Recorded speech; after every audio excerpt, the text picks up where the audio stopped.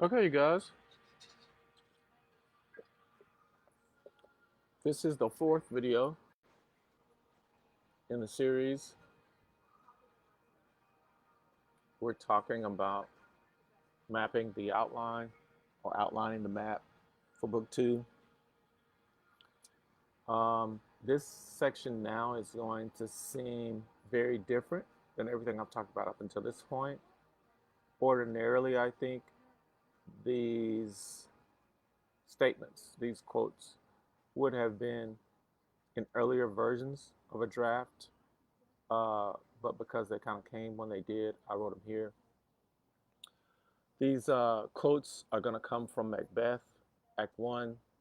Uh, they're these statements that the characters make that remind me of my journey and the goal of this particular book, so I've included them here. The first one is Banquo, and he's saying, "Good sir, why do you start and seem to fear things that do sound so fair? Uh, in the name of truth, are you fantastical, or that indeed which outwardly you show? My noble partner, you greet with present grace and great prediction of noble having and of royal hope, that he seems rapt withal. To me you speak not. If you can look into the seeds of time and say, which grain will grow and which will not, speak then to me, which neither beg nor fear your favors nor your hate." Here's another one. "But 'tis strange, and oft times to win us to our harm, the instruments of darkness tell us truths. Win us with honest trifles, to betray is in deepest to betray us in deepest consequence." Here's another one. "The service and loyalty I owe in doing it pays itself." And here's just a kind of a side note. Could the book be about intention, the difference that intention makes? I think clearly that's what it is. And that's why it doesn't matter whether you're right or wrong. It is your intention that determines your outcome. I feel now the future in the distant. Okay. And these are out of order, but I'll go ahead and do this one. "To alter favor is to ever fear. To alter favor ever is to fear." I love that. Okay, so this is from The Sopranos, episode 3 of season 3, Fortunate Son. "This was your first panic attack, Dr. Psychiatrist. I can't remember her name right now. Jennifer." She says, "This was your first panic attack." So Tony Soprano is recalling the very first time he had a panic attack. Panic and anxiety is a big part of the book, a huge part. Um, and so she asked him, "Was this your first panic attack?" He said he fainted. "That's what my old man called it." And so there's this scene where the family is in the kitchen. Tony Soprano is a boy. His dad, he's just seen his dad and his uncle extorting the butcher. And so part of what the butcher does is pay the Sopranos with meat. And so meat is a trigger for Tony Soprano. And so on this particular day, Tony was out with his dad and uncle and was told to stay in the car, but he came in to the butcher shop and sees his dad and uncle in a thing with the butcher. And so they take the butcher to the back. Tony's dad scolds him and tells him, "Go back and say you stay in the car, blah, blah, blah." And so they pull the butcher back into the back room and are harassing him about money that he owes them, I'm sure for safety. He doesn't have it. And so the uncle restrains the butcher, puts his hand down on the block of some sort, and Tony's dad swings this cleaver and cuts off the butcher's pinky. and Tony peeps his head in just in time to see this event. So we fast forward to later to that night. They're in the kitchen, and the family's there, and the mother is on just preparing. They're about to eat, so she's preparing the meat that has come from this butcher. And Tony sees this meat and immediately connects the meat to what he saw earlier, and his first panic attack happens, and he faints, falls, hits his head on the floor, needs stitches maybe, and so that that's he's just remembered this after several years of therapy, and so the doctor is really excited that he's told his story. Obviously, we finally touched on something here. What you witnessed that day, where the meat came from, and your mother's great pleasure in it. It was the only time she'd be in a good mood. This is Tony. When the weekly meat delivery from Satriel's showed up, or Fusco, the vegetable man, maybe. Probably the only time the old man got laid. Probably. Pretty sick, huh? Getting turned on by free cold cuts? Do you think that your mother questioned why the meat was free? The meat that was going into her children's mouths? I don't know. I don't want to know. I don't want to think about any of this shit. This is Tony Soprano talking to his doctor. I'm sure it was too much for you then, too. That's why you short circuited. That's what she's calling this panic attack, short circuit.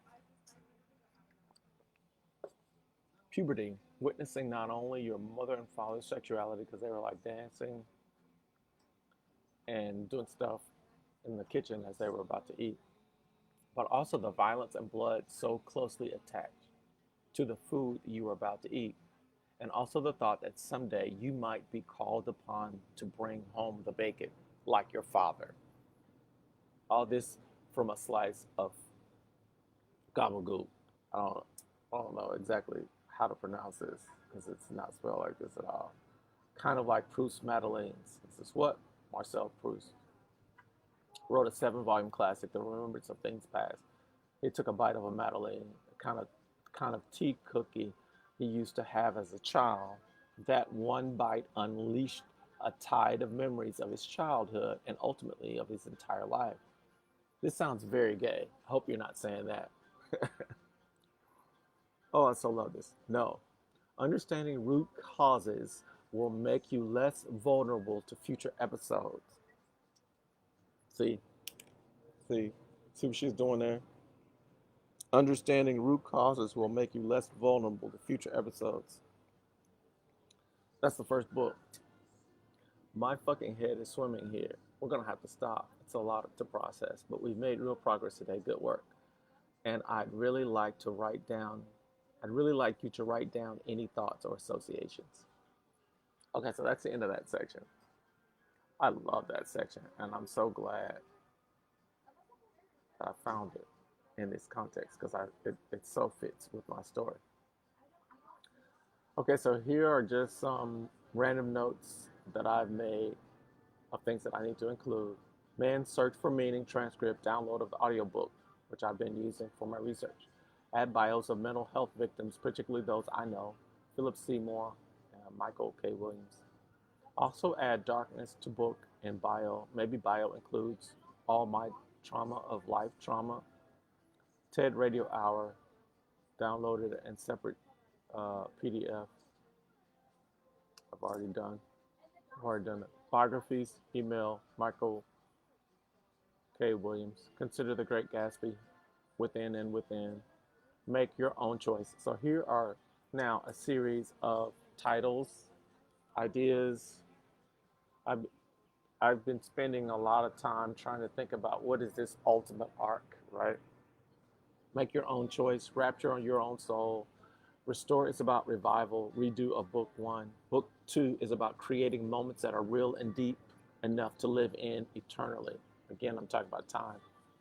This book is about the tension between ambition and contentment. How that has to be in a book. What's out there versus what's in here. What is projection and hallucination, and what is your battle to fight? What do you need to challenge and what do you need to accept? Soundtrack, Tell Me Something Good on Panera. Was this 25th of September? Dive into your pain. Also, alternatively, your purpose, your passion. Run toward your giants. Destroy your own idols. Got really excited one day about idolatry. And there's a link here from Bible Tools about Israel's idolatry.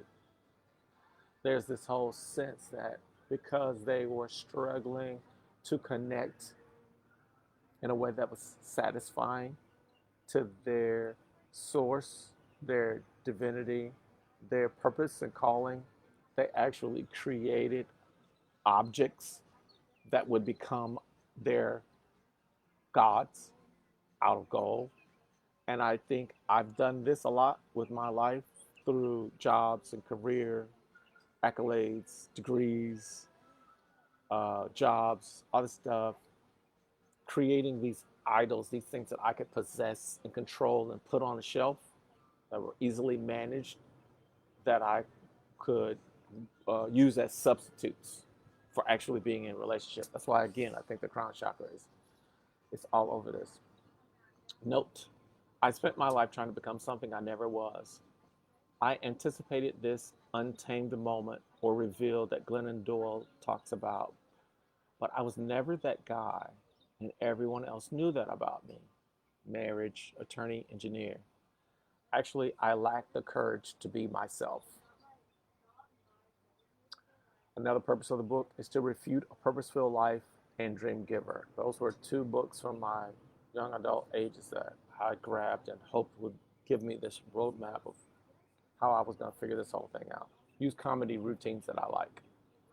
Here are a couple of memes, right? One says, here's to manifesting a new life, a clearer vision, an abundant love.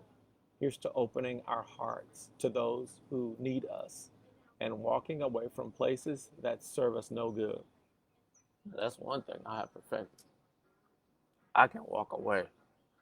Here's to starting new without hesitance, as often as change requires us to. Here's another meme. Maybe the universe isn't really testing you. Maybe it's giving you an opportunity to practice who you say you really are. And now, tell me something good is playing here at Panera. Y'all, it's conspiracy. Here's another idea. Explore the building blocks of the universe. Resolve the conflicts in your favor. DeRay McKesson, How to Get Involved. To the best of our knowledge, not every battle is yours. How and where to get in. I'm not 20 anymore. Shield Grant. Oh yeah, my friend Shield Grant was a huge inspiration to me for writing the book. And even before the book, he noticed that something beautiful was happening to me that had happened to him 40 years, 30 years prior. Mr. Robot transcript, season 1, episode 3. It's already downloaded. Billions transcript.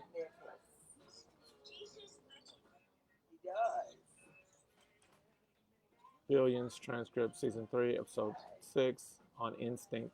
Measurable success. Measurable successes are seductive, especially when you're young. But when it comes to dealing with other human beings, we have to steer from instinct.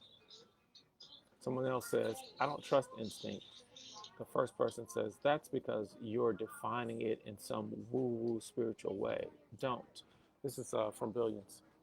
Instead, think of your gut as the deepest part of you, the part that can do internal calculations on the highest plane. Axe at his best does this. You want to be on his level in the purest way, the most profound, then you must too. Identify it. Separate it from your fears, your hopes, the other voices in your head.